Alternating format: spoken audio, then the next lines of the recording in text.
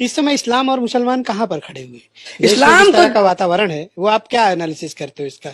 इस्लाम तो उतनी ऊंचाई पे खड़ा है जितनी ऊंचाई पर वो शुरू में था, और कभी नीचे नहीं आएगा, कभी नहीं, क्योंकि इस्लाम एक रिफॉर्म रिलीजन है। जितने तत्कालिक रिलीजन की कुरीतियों थी उस पर प्रहार किया इस्लाम ने, किसी से कोई दुश्मनी नहीं निभाई। ये बहुत गलत आरोप, हाँ मुसलमानों के मैं खिलाफ बोलता हूं, ये उल्टी सीधी हरकत करते हैं।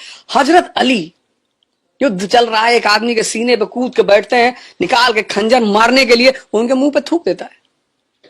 जब वो थूकता है वो खंजर अंदर रख लेते हैं। क्यों? मार भी तो सकते थे। हाँ, उसने कहा क्या हुआ?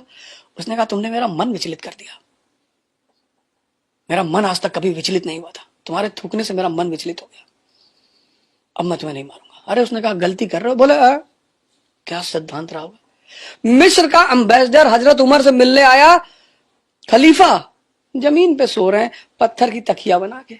अरे उसने मिस्र की तलवार ले आके उनके कदमों, बोले ये भैया खलीफा, इतनी ईमानदारी, यहां देश में गांव का प्रधान 4 फॉर्च्यूनर से चल रहा है, वो खलीफा से कपड़े फटे हैं, उसके ईद में अब खरीदने के लिए, अपने बच्चों के लिए कपड़ा खरीदने के लिए पैसा नहीं है।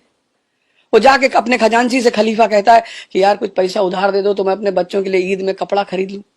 तो खजांची कहता है कि इसकी गारंटी दो कि तुम पैसा वापस करने के लिए जिंदा रहोगे।